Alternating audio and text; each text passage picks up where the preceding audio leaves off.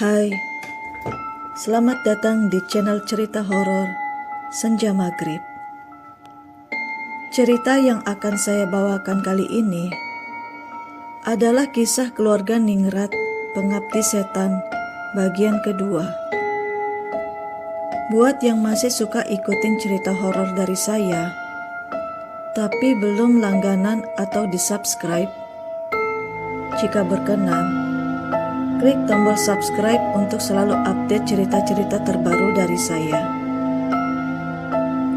Di cerita sebelumnya, Pak Wiyogo yang sedang menjenguk ibunya di kamar lantai kedua, yang sudah terlihat semakin menurun keadaannya. Dan ketika bersamaan itu pula, Pak Wiyogo yang telah selesai mengucapkan sebuah kalimat terlarang yang tidak boleh semua orang ketahui, tiba-tiba istri Pak Wiyogo, yakni Bu Ningrum, masuk ke kamar mertuanya itu.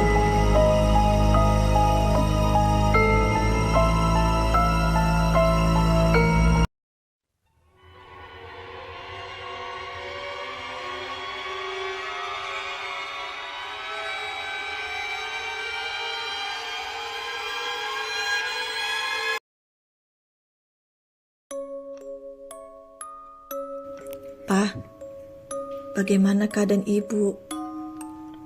ujarnya dengan nada pelan, sambil melihat ke arah sang mertua. Namun aneh terlihat oleh Bu Ningrum. Sang mertua yakni Bu Sukma, dengan mata melotot dan mulut menganga, melihat sang menantu yakni Bu Ningrum, yang seolah-olah ingin memberitahu sesuatu kepadanya. "Ibu masih dalam keadaan lemah, malah kondisinya semakin menurun," ujar Pak Wiyogo sambil melirik ke arah istrinya yang masih menatap dalam sang mertua. "Kamu jangan terlalu lama mau ngobrol dengan ibu. Beliau masih lemah. Jangan terlalu capek diajak mengobrol. Biarkan dia istirahat. Saya tunggu di bawah segera," ujar Pak Wiyogo, yang kini nada bicaranya berubah, yang tadinya lembut, namun kini seperti ada penekanan agar istrinya paham dengan perintahnya barusan. Setelah Pak Wiyogo beranjak dari tempat tidur, meninggalkan kamar sang ibu, tak lama kemudian, Bu Ningrum sang menantu yang hendak mengekor di belakang Pak Wiyogo, tiba-tiba tangannya ditahan oleh tangan lemah dan kurus milik Bu Sukma. Bu Sukma dengan tenaga yang masih tersisa, dengan nafas satu persatu dan mata yang sayu, berusaha mengucapkan sesuatu ke arah menantunya. "Pergi," ujar Bu Sukma dengan suara yang parau. Bu Ningrum pun sempat terdiam mencerna apa yang diucapkan oleh mertuanya barusan. Bu Ningrum pun akhirnya langsung bergegas keluar dari kamar. Mbok Las, orang kepercayaan keluarga Suryo Joyodiningrat, bisa dibilang tangan kanan keluarga besar Suryo Joyodiningrat. Mbok Las mengabdi kepada keluarga kaya raya itu sudah lebih lama dari Mbok Yun. Mbok Las sudah bekerja pada keluarga kaya raya itu semenjak anak pertama mereka lahir, yakni Mas Yuda, dari keluarga Pak Wiyogo, yang sudah meninggal karena kecelakaan 3 tahun yang lalu. Yang jika masih hidup, kini usianya sebaya dengan usianya Parmin. Pada suatu hari, Mbok Las yang terlihat sibuk mondar-mandir keluar masuk dari arah ruangan dapur ke ruangan lainnya dengan membawa baki sesaji. Dengan mimik muka yang panik bergegas masuk ke kamar Nyonya Besar yakni kamar Bu Sukma. Bu Ningrum, istri Pak Wiyogo, yang keheranan melihat tingkah Mbok Las yang terlihat sangat panik. Namun bagi Bu Ningrum, pemandangan itu sudah biasa baginya. Memang, sejak dulu keluarga suaminya itu sudah rutin melakukan ritual mandi kembang. Dan di kamar mertuanya, setiap Kamis Legi selalu membakar dupa dan sesajen bunga setaman. Dan Bu Ningrum pun semenjak menikah dengan Pak Wiyogo selalu melakukan ritual mandi kembang setiap malam Jumat. Dan yang kebetulan hari lahir atau weton Bu Ningrum pun sama persis dengan weton hari lahir sang mertua, yakni Bu Sukma. Yang entah apa alasannya, namun Bu Ningrum tidak menolak karena tidak ada efek buruk atau tidak terlalu mengganggu untuk dirinya. Parmin yang terlihat pasrah dengan kondisi ibundanya yakni Mbok Yun yang semakin menurun. Mbok Yun di waktu-waktu terakhirnya ia memberikan sebuah pesan kepada anaknya yakni Parmin. "Lek, jika Simbok sudah meninggal, gak usah lagi kamu kerja di kota. Gak usah lagi kamu kerja di keluarga Mbah Tejo. Simbok mau kamu berhenti kerja di keluarga itu.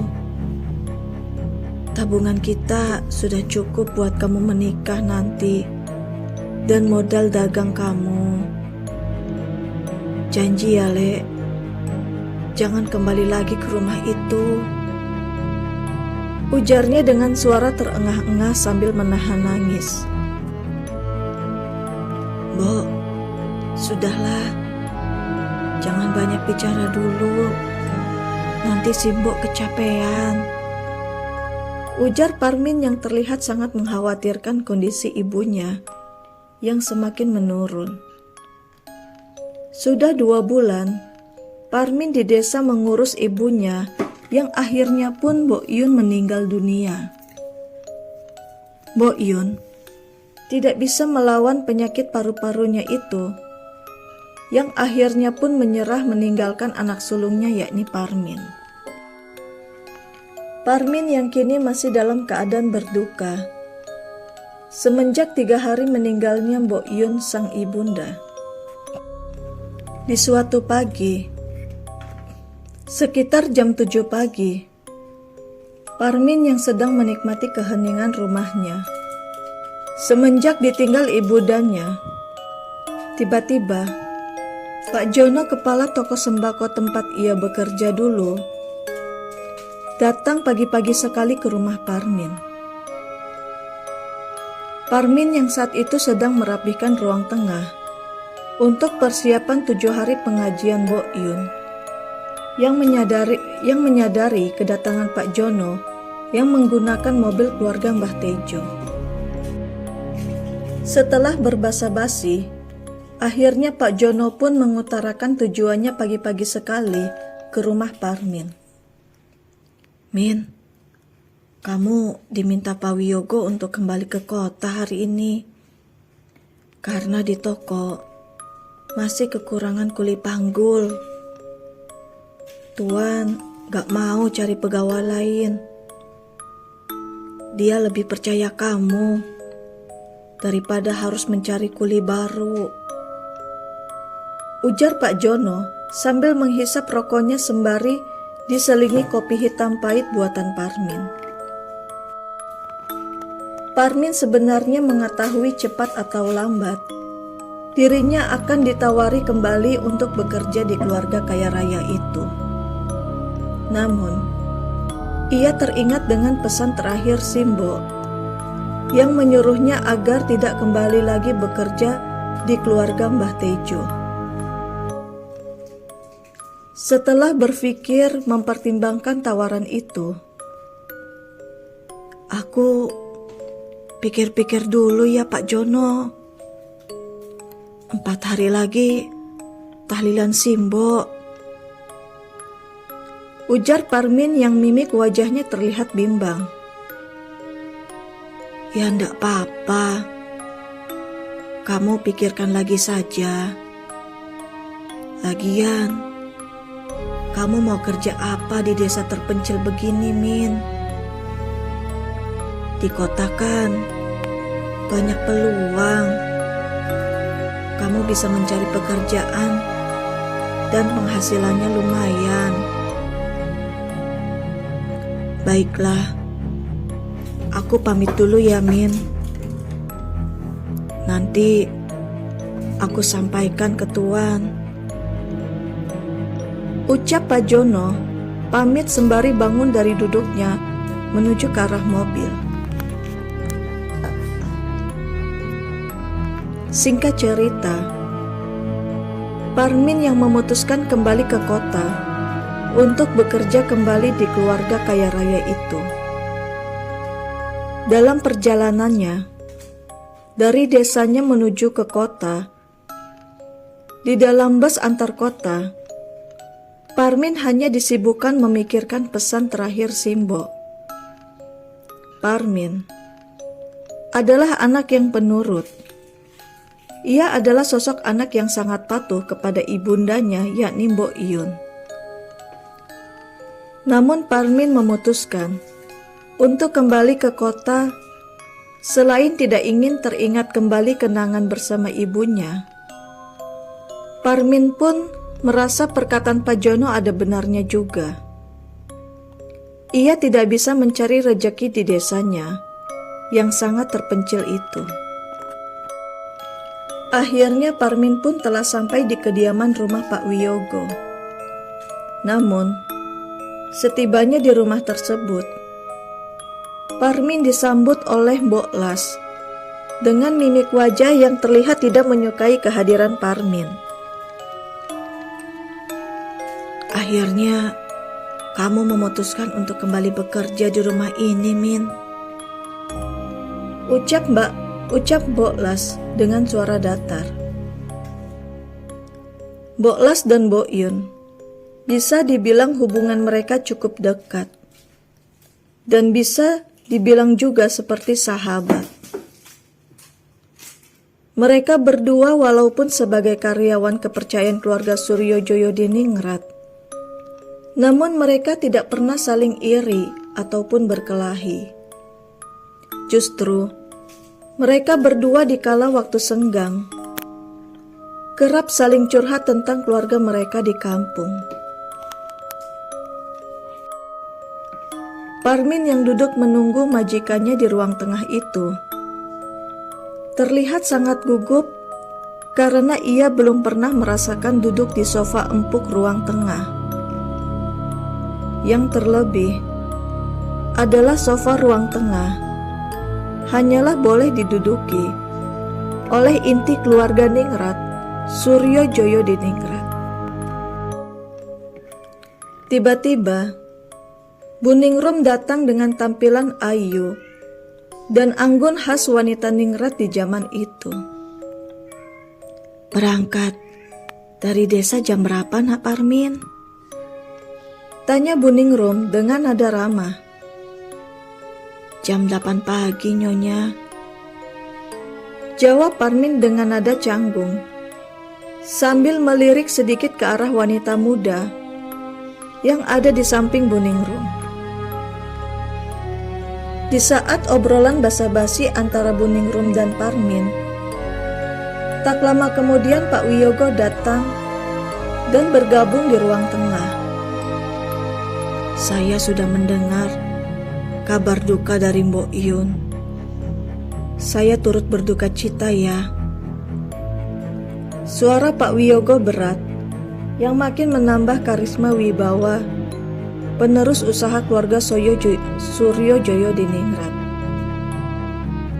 Parmin yang mendapat tawaran bekerja kembali sebagai tukang kebun di rumah Pak Wiyogo. Namun ia terdiam sesaat. Teringat pesan ibunya sebelum meninggal jika ia tidak boleh kembali lagi bekerja di keluarga Suryo Joyodiningrat. Parmin harus segera menjauhi keluarga tersebut. Nak Parmin, jika kamu bekerja sebagai tukang kebun di rumah ini, nanti kamu akan mendapatkan gaji 5 juta per bulan. Nanti kamu tidur saja di kamar atas, bekas anak kami Mas Yuda. Di sana ada baju-baju bekas Mas Yuda dan juga yang masih baru. Belum sempat dipakai Mas Yuda semasa hidup. Semoga masih cukup kamu pakai ya Nak Parmin. Ucap Buningrum dengan senyumnya yang ramah. Parmin yang mendengar penjelasan dari Pak Wiyogo dan Buningrum melongo, hampir tidak mempercayai apa yang ia dengar barusan. Bagaimana Parmin tidak kaget? Karena di tahun segitu, tahun 1980-an, kerja sebagai tukang kebun dengan gaji sebesar 5 juta sangatlah besar. Dan Parmin tidak tidur di kamar karyawan, melainkan di kamar anak majikan mereka, yakni almarhum Yuda, anak sulung mereka. Parmin yang masih tenggelam dengan lamunannya itu, seketika buyar dikejutkan dengan suara Buningrum yang memperkenalkan gadis muda yang tidak kalah cantik dan anggunnya seperti ibundanya itu. Ya, dia adalah Jayanti, adik almarhum Yuda. Jayanti adalah anak kedua atau bungsu dari pasangan Pak Wiyogo dan Buningrum. Nak Parmin, ini Mbak Jayanti, adiknya Mas Yuda. Mbak Jayanti ini baru saja menyelesaikan kuliahnya di ibu kota. Rencananya Mbak Jayanti akan menetap di kota ini dan bekerja di toko ayahnya. Oh ya, Jayanti, ini Mas Parmin tukang kebun kita. Namun Mas Parmin sekarang akan tidur di kamar bekas Mas Yuda. Ucap Buningrum mengenalkan anak gadisnya tersebut. Hari berganti hari. Tak terasa sudah 2 tahun lebih dilewatkan oleh Parmin yang kini sudah tinggal di rumah keluarga kaya raya itu. Kedekatan Parmin dengan keluarga Pak Wiyogo pun semakin akrab, terlihat seolah sudah mengisi posisi anak sulung Pak Wiyogo yang sempat kosong. Khususnya Pak Wiyogo yang memperlakukan Parmin layaknya anaknya sendiri. Istilah kata, bagai mendapatkan rejeki seperti ketiban durian runtuh. Memang tepat untuk Parmin yang rasakan saat ini. Namun tugas atau pekerjaan Parmin yang sebagai tukang kebun itu terlihat hanyalah sebagai formalitas saja. Karena kenyataannya Parmin yang kesehariannya tidaklah menghabiskan waktu di kebun milik Pak Wiyogo, atau hanya sekedar berkeringat kotor karena pekerjaan sebagai tukang kebun. Kenyataannya Parmin kini telah berubah seperti anak keluarga Ningrat. Dengan pakaian yang bagus, makanan yang serba enak, yang selalu terhidang di kamarnya. Yang seolah-olah Parmin tak perlu lagi keluar kamar mengerjakan pekerjaan berkebun. Namun, seiring dengan berjalannya waktu, Parmin yang terlena dengan perubahan hidupnya kini, ia pun merasa bosan berdiam diri di dalam kamar mewahnya yang tidak melakukan hal apapun. Aktivitasnya hanyalah setiap malam Jumat melakukan mandi kembang 7 rupa sebuah ritual rutin seluruh anggota keluarga Mbah Tejo. Siang itu, Parmin yang hendak keluar kamar, walau hanya sekedar mencari udara segar dengan membantu Mbok Las di dapur, ataupun membersihkan kebun bunga di halaman belakang rumah. Dari luar kamarnya, ketika ia hendak turun dari tangga lantai 2, ia bertemu dengan Buningrum yang berjalan gontai, namun dengan keadaan yang layu seperti orang sakit. Dan kini, penampilan Buningrum tidak seperti biasanya, yang kini nampak 10 tahun lebih tua dari usianya saat ini. Tak nampak lagi Buningrum yang dengan pesona keanggunannya sebagai Nyonya Wiyogo. Kini, bahkan rambutnya yang memutih tergerai berantakan tidak lagi disanggul seperti biasanya.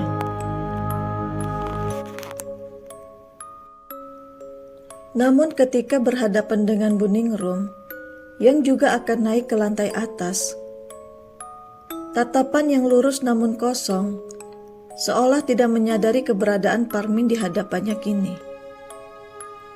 Parmin yang melihat keanehan yang terjadi pada majikannya itu, yakni Buningrum, merasa keheranan. Parmin yang tidak mau terlalu hanyut dalam pikirannya itu, ia pun langsung bergegas ke area halaman belakang rumah untuk merapikan tanaman berbunga di halaman belakang rumah. Dan lagi, ia pun melihat beberapa pegawai bagian dapur sibuk berlalu lalang terlihat tergesa-gesa, namun ia tak tahu ada apa sebenarnya yang terjadi di keluarga Pak Wiyogo. Ia pun bertemu dengan Mbok Las yang sedang sibuk mengambil bunga melati dan jenis bunga lainnya yang berada di halaman belakang rumah. Terlihat tergesa-gesa hingga tidak menyadari keberadaan Parmin saat itu. Parmin yang termenung merasakan keheranan dengan keanehan-keanehan yang ia temui pagi ini, hingga akhirnya dikagetkan dengan keberadaan Jayanti yang menyapa Parmin. Namun perubahan pun nampak di wajah ayu Jayanti yang kini agak sedikit pucat. Apakah yang sebenarnya terjadi di keluarga Pak Wiyogo? Temukan jawabannya di kisah Keluarga Ningrat Pengabdi Setan bagian ketiga. Terima kasih.